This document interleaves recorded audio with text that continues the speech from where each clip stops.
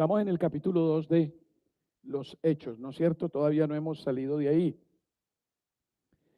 Antes de ir al capítulo 2 de los Hechos, recuerdan que en el último sermón estuvimos hablando de el profeta Joel, porque lo que estaba haciendo Pedro era traer a colación ese pasaje del Antiguo Testamento.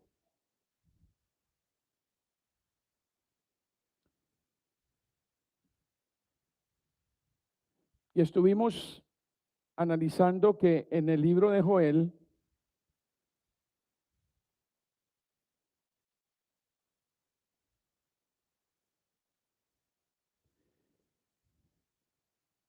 en la parte que nos correspondió el domingo pasado, Joel 2, 23 al 32, había varios enfoques.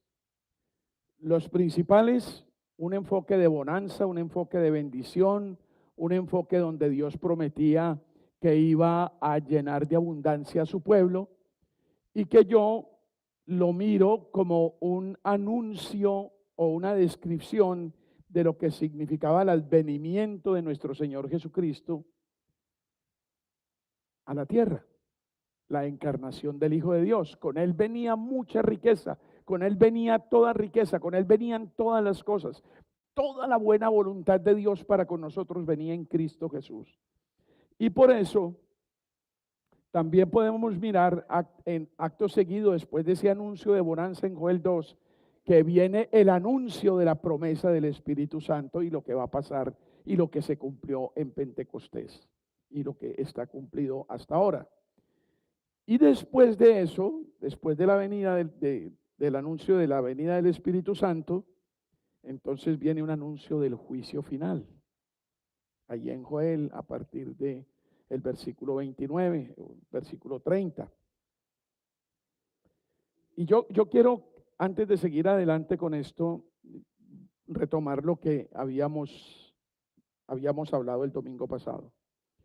Este anuncio del juicio final, con cosas como aterradoras, ¿no? Porque dice que van a haber muchos fenómenos en el cielo y muchos fenómenos atmosféricos y cosas por el estilo. Estaba ya anunciado también en otros profetas. Recuerdan que hablamos de Isaías, hablamos de Ezequiel, hablamos de Amós, el más fuerte de todos, Sofonías, ¿no? Que Sofonías termina su profecía diciendo en el versículo 17, Sofonías, para los que están siguiendo, capítulo 1, versículo 17, dice: y atribularé a los hombres y andarán como ciegos porque pecaron contra Jehová. Y la sangre de ellos será derramada como polvo y su carne como estiércol. No se asusten, todavía no se asusten. Pero nosotros los predicadores tenemos el deber de anunciar las malas noticias también, porque nos debemos advertir. Y también debemos comprender todo lo que Dios nos da con su gracia, con Cristo, cuando Él llega a nuestras vidas. Entonces estos anuncios del juicio final están en la Biblia, son ciertos, y que habrá un juicio universal, un juicio de naciones, lo habrá. ¿Por qué? Porque está en la Biblia, porque Dios lo dijo. Pero todo eso que los profetas anunciaron tan horrible de lo que se van a ver, de lo que se va a ver en los últimos días, antes de que el gran día del Señor llegue, está también anunciado y, digamos, proclamado de manera especial para los creyentes en Joel 2. Vayan a Joel 2 y vamos al versículo 32. Porque tiene mucho que ver con el tema de los hechos, ¿no? Porque recuerden que en el tema de los hechos, en el sermón de Pedro, lo que él está haciendo es traer a colación la profecía de Joel. Entonces, Joel 2 y el versículo 32.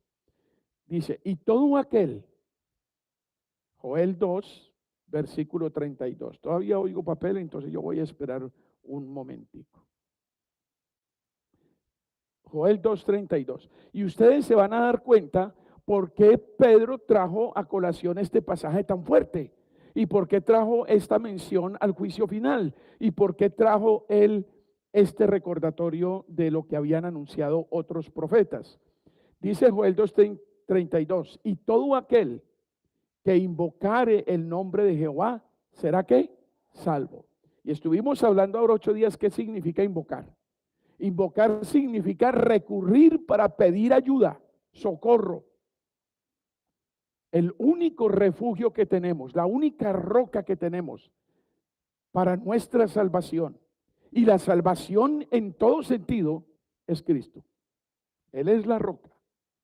Y todo aquel que invocar el nombre del Señor será salvo, porque en el monte de Sión y en Jerusalén habrá salvación, como ha dicho Jehová, Cristo Jesús, que aparece en Sión y que llega según la promesa del Señor. Y entre el remanente, en otras traducciones dice, y en los que sobrevivan, al cual Él habrá llamado. Invoque el nombre del Señor. Una referencia a la adoración al Señor. ¿Se acuerda que estuvimos hablando hace 8 días de lo que hacía Abraham cada que llegaba a un lugar donde el Señor lo estaba guiando? ¿Qué era lo que construía Abraham? ¿Un qué? Un altar. ¿Para qué? Para adorar. Para adorar. ¿Y qué es lo que nos ordena el Salmo 150 en el versículo 1? El Salmo 105, perdón, no 150, mi iglesia me traicionó. El 105, versículo 1, ¿qué es lo que dice? Alaben a Dios, alaben a Jehová, invoquen su nombre. La alabanza, lo que estamos haciendo nosotros aquí. Salmo 105, versículo 1. Lo que estamos haciendo nosotros aquí en cierta forma es una invocación, porque la invocación es adoración. Cuando yo le digo a Dios, socórreme, ayúdame, Señor, perdóname y Señor, ayúdame diferente, estoy adorando, porque lo estoy reconociendo como el único dador de gracia y de poder. El que diga que no comete pecado es un mentiroso y hace a Dios mentiroso. Y la verdad no está en él, es lo que dice la palabra del Señor. Entonces el Salmo 105 en el versículo 1 dice, alabe, y la Reina Valera, aunque con su españolización y todo, pero a mí me encanta porque es muy clarito, en la Reina Valera está en un imperativo, es decir, es una orden, no es una opción, es una orden, alabad a Jehová e invocad su nombre. Dad a conocer, ¿qué cosa? Sus obras a los pueblos. Es decir, den testimonio ¿de quién? De Jehová. Mis queridos hermanos, la gran comisión, la comisión de Cristo es un acto de adoración. Cuando usted no predica el evangelio, cuando usted no hace discípulos, cuando usted no bautiza a los que se interesan por la causa de Cristo, usted no está adorando. Y en verdad, todo lo que nosotros hagamos debe ser un acto de adoración. Porque la Biblia nos dice que todo lo que hagamos debemos hacerlo para la gloria ¿de quién? De Dios. Pero aquí está muy claro. Alabad a Jehová, Salmo 105:1, invocad su nombre, dad a conocer sus obras a los pueblos. La salvación se encuentra solo regresando a la adoración de Dios, y una adoración verdadera y exclusiva. No tendrás dioses ajenos delante de mí. No te harás imagen de lo que está arriba en el cielo, ni aquí en la tierra, ni debajo de la tierra. No te inclinarás a ellas. Hermanos, si yo les hago una advertencia, no solamente hay imágenes físicas, no solamente hay imágenes de bronce, de madera, de barro, de yeso, hay imágenes mentales. Y esas son más peligrosas todavía. Cuidado con lo que hay en su mente y en su corazón, que usted lo ponga por encima de Dios. Porque no debes tener dioses ajenos delante de ti. La adoración para Dios, la devoción a Dios, la entrega a Dios, la reverencia a Dios, el sometimiento a Dios, tiene que ser exclusivo. Si no llegas a esa convicción, necesitas examinar tu fe. Es un Dios celoso. Claro, el Evangelio son buenas noticias, maravillosas noticias, pero el Evangelio tiene malas noticias. Yo soy un Dios celoso que castigo la maldad ¿de quién? De los padres. Paren ahí un momentico, tan orgullosos que somos nosotros los padres de tener hijos e hijas. Esta es mi hija, es médico, abogado, administrador de empresas, oficial de la Fuerza Aérea, bueno, lo que sea. Pero pensamos los padres que nuestros actos tienen consecuencias hacia nuestras familias. ¿Lo pensamos? ¿Realmente lo creemos? Yo soy un Dios celoso que castigo la maldad de los padres en los hijos hasta la tercera y cuarta generación de los que me aborrecen. Ahora viene el mensaje de gracia, pero primero viene el mensaje de la mala noticia. ¿Cuál es el mensaje de gracia? Pero hago misericordia a millares de los que me aman y guardan mis mandamientos. Hermanos, hay aquí unas cosas que tenemos que entrar en el análisis, en la reflexión seria, equilibrada, darle lugar a cada cosa. Sí, hay gracia. Eres salvo por gracia, gratuitamente. El Señor está aquí para darte toda la gracia que necesitas. Pero tú, si eres objeto de esa gracia, le vas a dar valor a lo que Dios te está dando. Hermano, no se puede dar el lujo. Yo no me puedo dar el lujo. No podemos darnos el lujo de andar por la vida como si no nos importara lo que Dios hizo.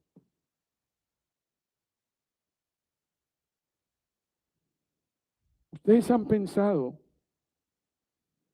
que en la muerte de cruz, tan horrible, horrenda, y no quiero acudir a sus sentimientos, solamente a su razón.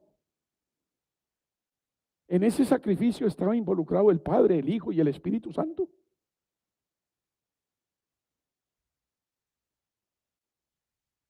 Este es un asunto de la Trinidad. Claro, un solo Dios. Y aún entonces debemos ser más sensatos en la reflexión. Dios muere por nosotros. Va al infierno, paga el castigo que nosotros merecíamos. Dios, ese Dios bueno, el Dios que usted niega, el Dios que no quiere creer, el Dios que usted desobedece y que yo desobedezco. Porque todos somos pecadores y por eso necesitamos de la gracia. ¿Qué es lo que Dios ha hecho? Ha extendido un puente entre Él y nosotros por medio de Jesucristo para que nos acerquemos. La pregunta es, ¿cuánto aprovechas tú eso? ¿Cómo administras esa gracia? ¿Cómo la valoras en tu vida? Hermanos, yo he sentido muchos temblores en mi vida. Ya soy viejo y unos me han asustado más que otros. Pero un terremoto como el de Venezuela yo jamás había presenciado. Y poder ver en las pantallas cómo se bamboleaban los cuadros en las paredes y cómo se derrumbaban los edificios y cómo los ancianos en silla de rueda y con edades avanzadas sin equilibrio que no podían ni correr, tenían que soportar toda esa tragedia. Somos vulnerables. Hoy somos y mañana no somos. Por mucha plata que tenga mi querida hermana, mi querido hermano, por mucho dinero, poder político o civil o militar o lo que usted quiera, usted es vulnerable. Usted hoy puede anochecer y mañana no amanecer. Y tragedias tan dolorosas como esas, a veces lo único que causan son reacciones contra Dios. Pero nosotros hoy aquí sentados, cómodos, con aire acondicionado, muy sabroso, tenemos la oportunidad de pensar en esas cosas. ¿Cómo recibo yo la gracia de Dios y cómo la administro para que cuando lleguen los momentos duros y difíciles de la vida, yo tenga la fuerza y el poder de la armadura de Dios para resistir y para levantarnos?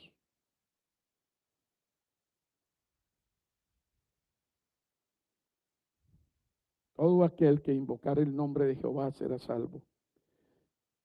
Cuán diferente es cuando nosotros podemos decir, la mayoría de estas personas que han caído en desgracia eran invocadores del nombre del Señor.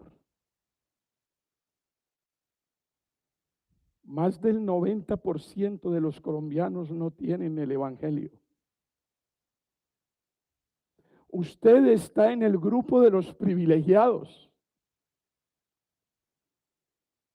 Usted sabe que si hoy muere, usted va a la gloria con el Padre.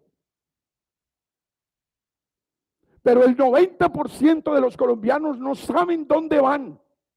Y la forma de adorar a Dios en una forma práctica y real, racional, es hablarles de Cristo. Pero lo que nos distingue a los cristianos modernos es que mantenemos las bocas cerradas.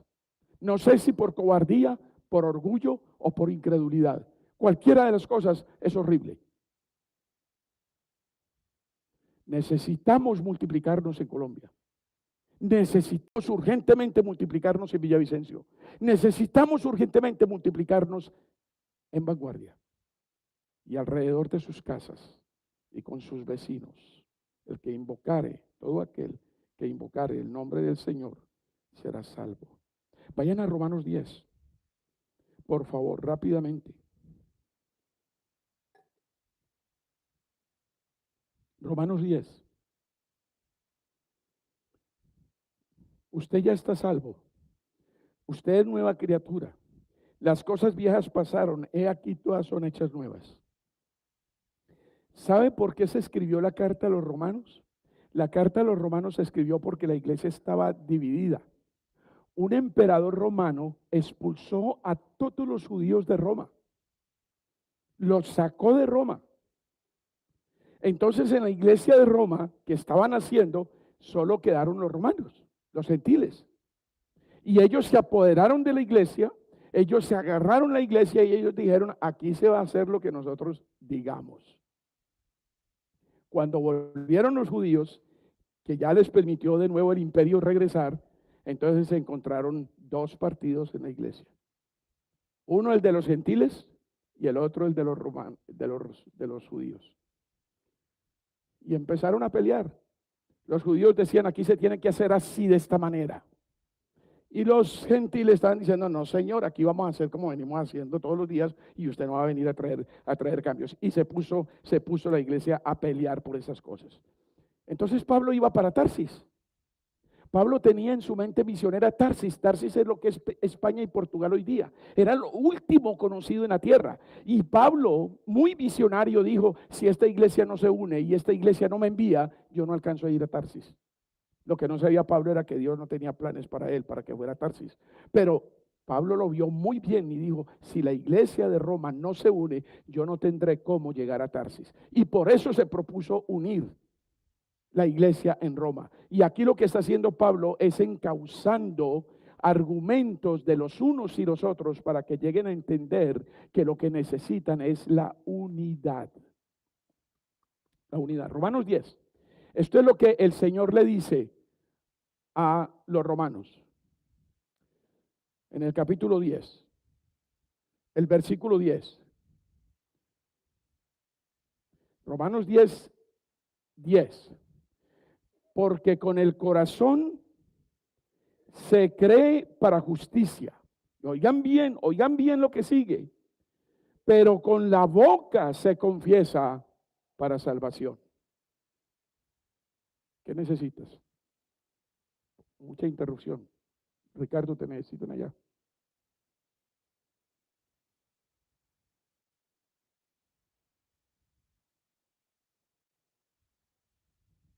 En una época nadie se levantaba durante el sermón, nadie. Porque con el corazón se cree para justicia, pero con la boca se confiesa para salvación. Versículo 11. Pues la escritura dice, lo que hemos venido diciendo durante todo el sermón, todo aquel que en él creyere no será ¿qué? Avergonzado. Porque no hay diferencia entre judío y griego, pues el mismo que es Señor de todos es rico para con todos los que le invocan. No hay diferencia, porque todo aquel que invocare el nombre del Señor será salvo. Versículo 14. Ahí es donde viene la pregunta que también es válida para nosotros. ¿Cómo pues invocarán en aquel en el cual no han creído? ¿Y cómo creerán en aquel de quien no han oído? ¿Y cómo oirán sin haber quien les predique? ¿Y cómo predicarán si no fueren enviados? Como está escrito, cuán hermosos son los pies de los que anuncian la paz y de los que anuncian buenas nuevas. Misiones cuesta vidas, cuesta recursos, cuesta comodidad, cuesta muchas cosas. Pero aquí está diciéndonos el Señor, es necesario invocar el nombre del Señor para ser salvos. Pero ¿cómo van a invocar los colombianos al Señor si no lo conocen, si no creen en Él? En la forma como la Biblia lo plantea, porque si usted le pregunta a cualquier colombiano, ¿usted cree en Dios? Sí, yo soy creyente. Sí, yo creo en Dios. Hay un versículo muy fuerte en Santiago, muy fuerte. Perdónenme, pero es la palabra de Dios. Y dice, ¿tú crees en Dios? ¿Que Dios es uno? Bien haces. Pero los demonios también creen y tiemblan. No basta con decir yo creo en Dios. Necesitas creerle a Dios, que es diferente.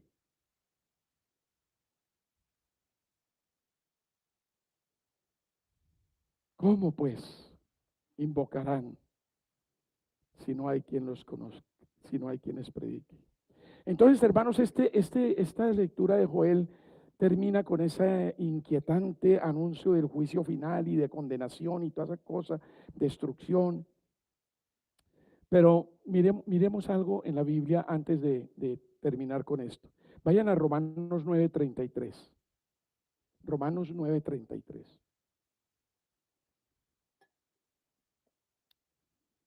Vamos a mirar esto desde dos perspectivas. La primera, Romanos 9:33. ¿Me ayudan a leer, por favor? ¿Me ayudan todos? Todos vamos a leer. Como está escrito.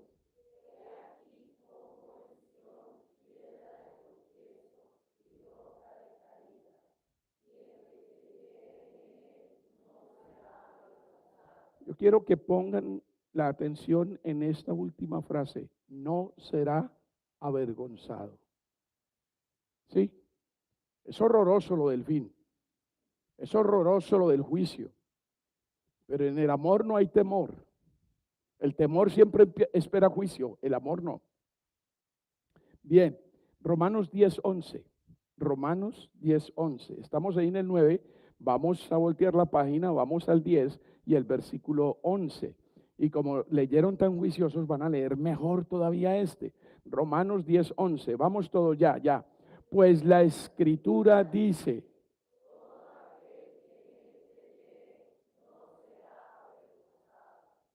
Pongan atención en la última frase. No será avergonzado. Muy bien. Y para terminar este primer enfoque de la no vergüenza, vamos a Romanos retrocediendo un poquito. No, perdón, vamos a Juan. ¿Me quieren perdonar? ¿Se fueron ya de Romanos? No, Romanos 8:1. Romanos 8:1. Es que estoy viendo más de la cuenta, entonces, Romanos 8:1. Vamos todos, es muy interesante. Ahora pues,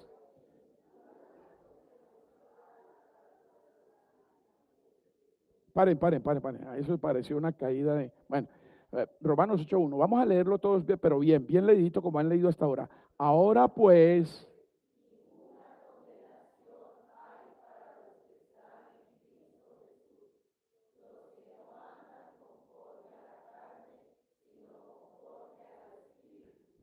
miren el enunciado tan preciso, tan puntual del versículo. Ahora pues ninguna condenación hay para los que están en quién, en Cristo. Ninguna. ¿Por qué? Porque Él fue condenado por nosotros. Él nos reemplazó. Eso es lo que usted tiene que creer. Ahora, no me venga a decir que usted cree si eso no conmueve las fibras de su corazón y crea una gran gratitud para con Dios por lo que Él hizo. Él fue a la cruz por usted, por mí, por todos los que en Él creen. Ahora sí, vámonos a Juan 3. Juan 3. Espero que vayan siguiendo la secuencia de la enseñanza, porque prefiero que sea la Biblia la que les enseñe y no yo. Y es San Juan 3, versos 17 y 18. Juan 3, 17 y 18. ¿Estamos listos? Yo leo el 17 y ustedes me contestan con el 18. ¿Está bien? ¿Llegamos a ese acuerdo? Bien. Entonces dice así el 17. Porque no envió Dios a su Hijo al mundo para condenar al mundo, sino para que el mundo sea salvo por él.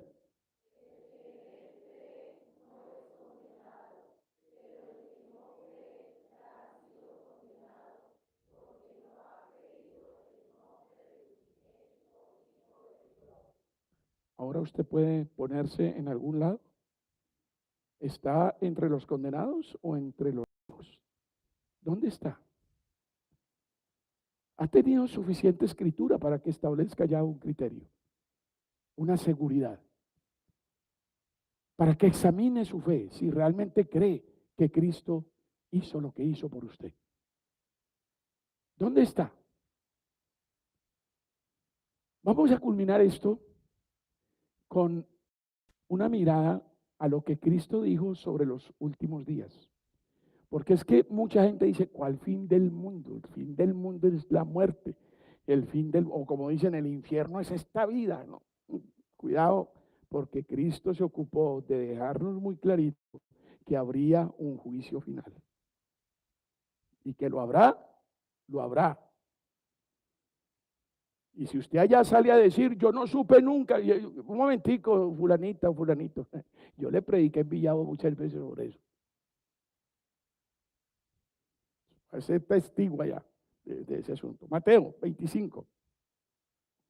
Mateo 25. Entonces las dos perspectivas. Uno, no vamos a ser avergonzados. La otra, no hay condenación. Muy bien. Mateo 25. Estamos aquí en el pasaje del juicio final. Descrito por el mismo Cristo. Versículo 31. Cuando el Hijo del Hombre venga en su gloria y todos los santos ángeles con él, entonces se sentará en su trono de gloria. Versículo 32. Y serán reunidas delante de él todas las naciones, y apartará a los unos de los otros, como aparta el pastor las ovejas de los cabritos. Versículo 33. Y pondrá las ovejas a su derecha y los cabritos a su izquierda. Entonces el rey dirá a los de su derecha, y oigan esto, ¿a usted le gustaría estar en el grupo de los que escuchan esto? Todos, vamos todos. ¿Qué es lo que va a decir el Señor? Venid.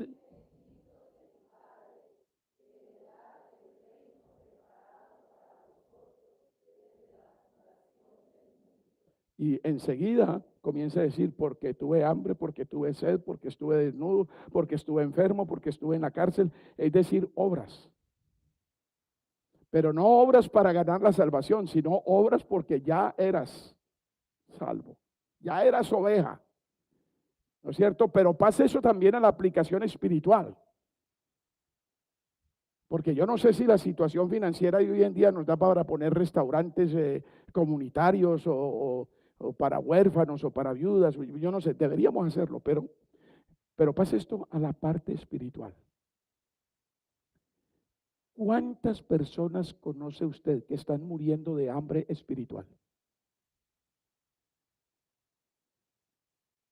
No me venga a decir que no conoce a nadie. Y la siguiente pregunta que le quiero hacer es, ¿cuánto se incomoda usted para que esa persona reciba alimento? Ah, pastores que no lo reciben, lo rechazan y cierran la boca y los oídos y se los tapan. Ese no es problema suyo, usted sirva a la mesa. Sea fiel usted. Si los demás son infieles, sea fiel usted. Porque en el último día oirás esto.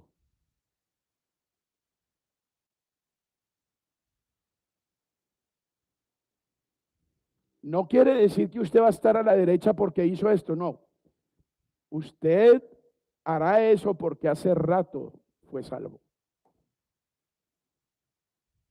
Estas son las obras que van a acompañar a los justos. ¿Qué es lo que va a acompañar a los malditos de mi Padre? Porque eso es lo que dice el texto, malditos de mi Padre, al fuego eterno. ¿Qué es? No hiciste esto, no hiciste esto, no hiciste esto, no hiciste esto, no hiciste, no hiciste, no hiciste. Pero ¿cuándo te vimos? ¿Cuándo te vimos para hacer algo por ti?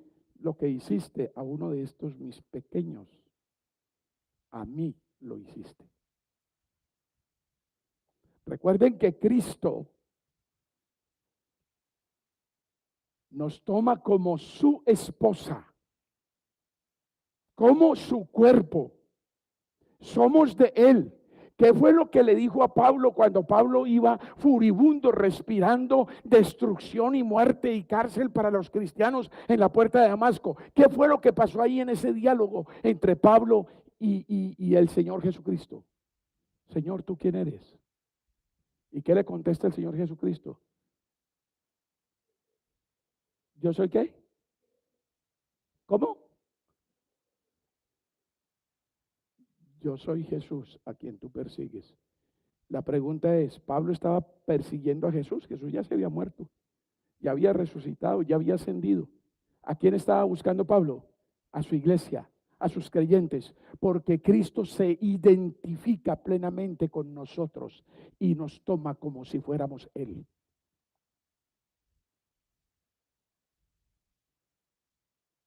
Entonces, tú vas a comparecer para vergüenza el último día. Tú vas a comparecer para recibir esta frase tan preciosa: venid bendito de mi Padre al cielo que os he preparado. Porque hiciste esto y esto y esto y esto. Porque estuvo tu corazón conmigo durante toda tu vida. Porque te salvé, porque creíste en mí, porque valoraste mi sacrificio, porque tomaste en cuenta lo que yo había hecho por ti. Ese versículo en Efesios 2, que nos llama a caminar en las obras que Dios ha hecho, las obras que Dios ha preparado, no es otra cosa que las misericordias de Dios y todo lo que Cristo hizo por nosotros. ¿Qué es lo que Dios quiere? Que hagamos, que caminemos en esas obras que Él hizo. ¿Y qué ganamos con eso, pastor? Todo.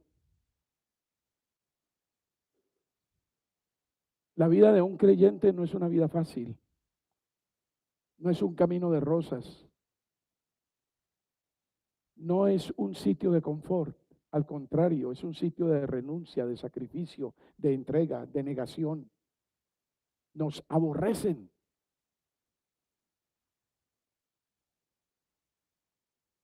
Pero es una vida llena de sentido y satisfacción, de gozo. Sabemos mirar las dificultades, las pruebas, los momentos difíciles con otros ojos. no como el mundo lo ve, sino como Dios lo ve. Hermanos, yo he asistido a la muerte de muchas personas en mi vida, empezando por la de mi padre. Y yo les puedo decir, sin ningún afán de engañarlos, que es muy diferente ver morir a un creyente que a un inconverso. Es muy diferente presenciar la muerte de uno que tiene esperanza a otro que muere peleando con Dios. Muy diferente. Da susto. Pero cuán gloriosa es la muerte del justo. Cuando la mamá de Josefita cayó enferma y se fue deteriorando poco a poco, un día Bélgica y yo llegamos a visitarla. Ya Paulita no hablaba, había perdido el habla. Y Bélgica comenzó a cantarle porque Josefita nos dijo que el himno favorito de ella era el himno 32, cuán grande es Dios. Y Bélgica empezó a cantarle a Paulita en su lecho de muerte ese himno y ella sonrió y movió sus manos.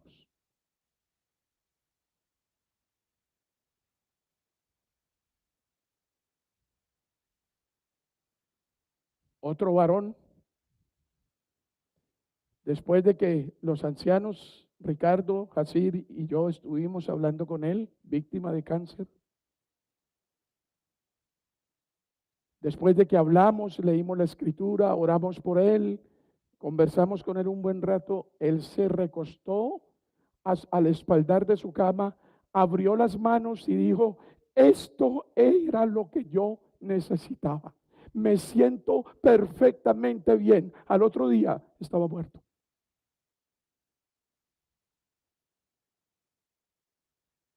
Pero también moribundos me han mentado la madre.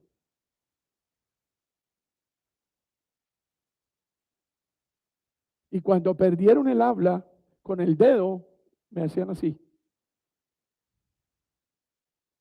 duros de corazón, moviéndose en el pecado hasta en el momento de su muerte.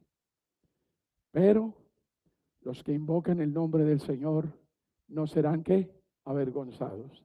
Y tenemos un Dios que nos guiará aún más allá de dónde? De la muerte. Comiencen a mirar la muerte con otros ojos. No es una tragedia. Es el puente de entrada a la gloria, a la verdadera vida. Tenemos un Dios que nos guiará aún más allá de la muerte. Porque todo aquel que invocar el nombre del Señor será salvo. No será avergonzado. Les dejo este sermón de esperanza. No he omitido la parte fea, la parte negra, la parte dolorosa, la mala noticia, pero ustedes son portadores de la nueva. Por eso necesitan hablarle a la gente de Cristo. Por eso necesitan hacer discípulos. Por eso necesitan predicar el Evangelio. Por eso necesitamos multiplicarlos. Colombia podrá ser un país muy, muy poderoso, muy progresista en el buen sentido, de mucho progreso, de mucho bienestar, pero si muchos colombianos llegan a entender el Evangelio y el amor para el prójimo, será muy diferente y nuestros matrimonios serán diferentes, porque ya no amaremos a las mujeres o a nuestras esposas con amores pasionales o terrenales, sino con amores que superan todas esas cosas y van a la esfera de lo divino, con el mismo amor con que Dios nos ama a nosotros, dispuestos a dar la vida por ellas si fuere necesario, y dispuestos a dar la vida por nuestros hermanos si fuera necesario. Ese es el tipo de amor que Dios nos da y en el cual quiere que caminemos. Porque todo aquel que invocare el nombre del Señor será salvo. Después del discurso de Pedro, los judíos estaban compungidos, estaban muy tristes y dijeron, y bueno, ¿y qué hemos de hacer? ¿Qué hacemos? Y Pedro les contesta con toda sencillez, arrepiéntanse y bautícense en el nombre del Señor. ¿Por qué del Señor? ¿Por qué no en el nombre del Padre, del Hijo y del Espíritu Santo? Porque el problema de los judíos era que no creían en la Trinidad, no creían en Jesús, creían en el Padre, pero no creían en Jesús como Mesías, como Salvador, como Dios. ¿Qué tenemos que hacer? Arrepentirnos. Y el arrepentimiento no es solamente una vez en la vida, el arrepentimiento es de todos los días, porque todos los días pecamos, todos los días ofendemos al Señor, pero todos los días Él nos recibe y nos da la luz y la fuerza que nosotros necesitamos. Padre Celestial, ayúdanos en este día para darle valor a lo que significa invocar el nombre del Señor Jesucristo. Te doy las gracias por todos mis hermanos aquí presentes, que depositan su confianza y su esperanza en la obra perfecta de Cristo, que no confían en sus habilidades, ni en su conducta, ni en su comportamiento, ni en sus creencias, ni en ninguna otra cosa distinta a Cristo Jesús. Porque en ningún otro hay salvación, porque no hay otro nombre dado a los hombres en que podamos ser salvos. Padre, ayúdanos a creer. Padre, ayúdanos a madurar. Padre, bendice los hogares aquí representados y haz que cada hogar sea un altar de adoración para ti. Padre, que muchos colombianos levanten la invocación a Cristo, el altar de la solicitud y la petición humilde de socorro, de perdón y de restauración. Ayúdanos, Padre, y bendícenos como iglesia para que hablemos cada día más y más del testimonio de Cristo, de quién es, qué hizo y por qué. Padre, ahora que volvemos a nuestras casas, bendícenos para ser tus testigos fieles, donde quiera que vayamos, en el nombre de Cristo Jesús. Amén.